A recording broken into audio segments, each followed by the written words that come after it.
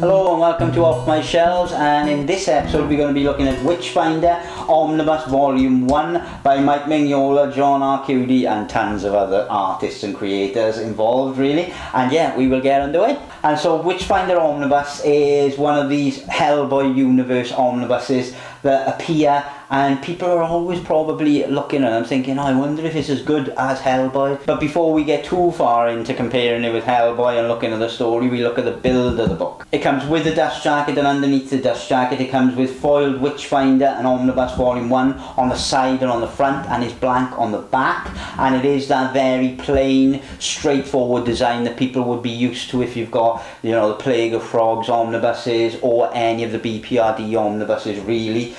They come in normal trade paperback size, so they're not as big as your deluxe editions or omnibuses by Marvel or DC, that type of thing, but they certainly are well produced books. And what I mean by that is the paper quality in them is great, the binding in them is fabulous, they're all sewn binding, and yeah, they're very well produced books, to be fair. This book essentially is 3 trade paperbacks, so 3 main story arcs put together with 3 short stories as well, I should say. So to the story, Witchfinder, and as it says on the front, Sir Edward Grey Witchfinder, because Witchfinder was the name of a historical character, and he was basically the Witchfinder general during the 1600s and all that in Britain, and he is named after him because one of the opening things he does in this book is Sir Edward Grey finds a conspiracy to kill Queen Victoria, because this is set and it starts in 1879. He uncovers this plot to kill and assassinate Queen Victoria by the witches of Farnham, and then he finds them and kills them. And because of this one event, he's appointed to look after special services and protection of the Queen and country, and he's given a knighthood for his services. And all of that is told in fairly much, you know, about 10 or so pages as you open the book, and yeah, it's really quick and easy to understand overview, and the character,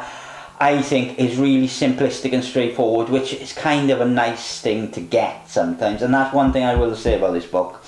is that I'm a massive fan of Hellboy, and this certainly isn't as inventive and creative and as detailed as Hellboy, but what it is a really solid comic book. You know, you read it, you enjoy the storylines, you get through it, and essentially it's not going to blow you away, you know, but you are going to love it. It is a very likeable story, but it's not one of those stories that they're going to leave you absolutely kind of gobsmacked by the high quality of it.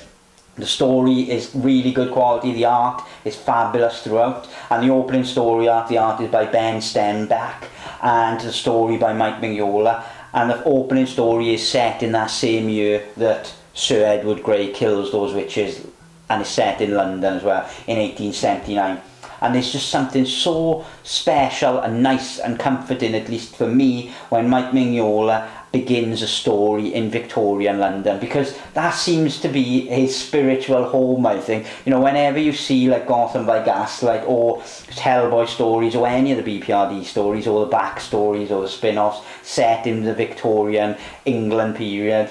they just feel right, and he understands and loves that period so much, and he throws everything at them, you know, he throws everything that's really cutting edge about London at that time. It starts off with following this demon who has come back and followed various people back after an excavation abroad, and this excavation discovered bones of this ancient creature from an ancient civilization. They brought the bones back, and then they've inadvertently brought a spirit, and a spirit that then grows to have a physical form back to London, and the spirit starts to kill them off and take his vengeance for different things really. And so the whole opening story arc is very much this mystery where the Witchfinder, Sir Edward Grey, is finding these dead bodies and then trying to piece together this mystery piece by piece, and it's really well paced and really well drawn and well written, and it brings in all these different characters like the captain and various mediums and various kind of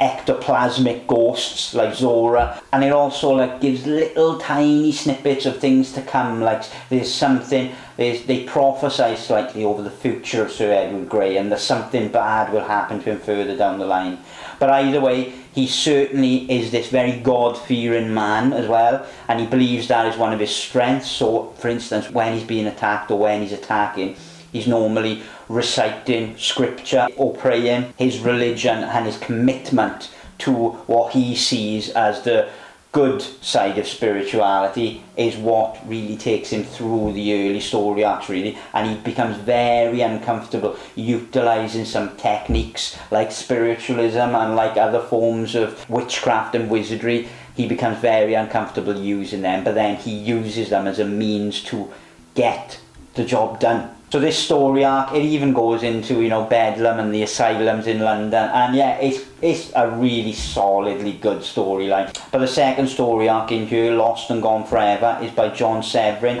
and he very much has a different artistic take. Ben Stenbeck is very much in the Mignola, you know, artistic world. You know, he's very similar in many ways, but then you go off on one and you almost get slightly Richard Corbin-esque art, I would say, but it's very sketchy lines, and it finds our main character in Utah in 1880, and he is on the trail of someone who's escaped custody from London, and he finds himself in the Wild West and finds himself in trouble very quick. And this whole story arc is very much focusing on what he found fame for originally, which is hunting down a witch who is possessed a lot of the townspeople and is basically enacting a plan, but it brings in zombies, and so you've got a western zombie with a witch. What is not to like there? And obviously it's very similar in some respects to, you know, Cullen Bunn's Six Gun, but very different at the same time. It sounds more similar when you explain it, I think, to be fair. The third story arc is the point of this book where I really fell in love with the character and really fell in love with the whole world of Witchfinder. It's called The Mysteries of Unlad, and it was written by Ken Newman and Maura McHugh, and the art was by Tyler Crook. This for me was the standout part of this book, because Tyler Crook's art from Harrow County and from other things that Dark Horse has produced, like Black Armour and things like that, is just stunning. I really love Tyler Crook's art, and when you're looking at these Victorian style horror stories, his art is perfect for it, because his art has that trait of being very pretty but very off-centered and very kind of eerie at the same time. And this story really follows Edward Grey investigating the murder of a person the palace sent to look at a formula that was going to get the seal of approval from the royal family, but the person they sent to approve it ends up murdered, and Sir Edward Grey then has to investigate his murder. And what he finds in this very rural kind of, you know, part of England is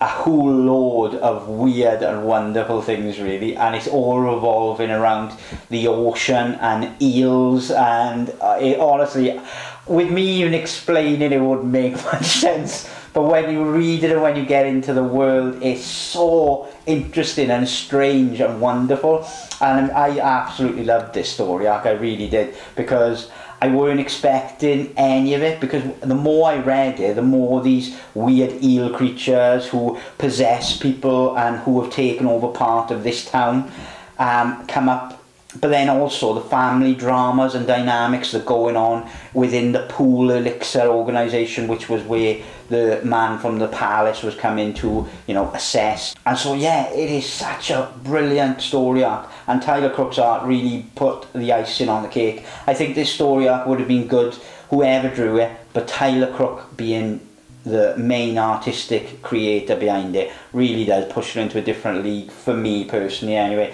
And when there's a point where, you know, people are exploding with eels coming out of them and eels are flying and loads of weird stuff is going on, it is just, you know, phenomenal and exactly what you want in this weird kind of Victorian horror world. Something that you didn't expect that blows you away. But then after that you've got the extras, so the sketch galleries by each of the artists contributing, and yeah, at the back the covers, but a really solid read. Like I said, it's not going to be that type of read that blows your socks off, but it is solidly drawn, solidly written and solidly enjoyable, at least for me. So thank you very much for watching, and I will catch you on the next one.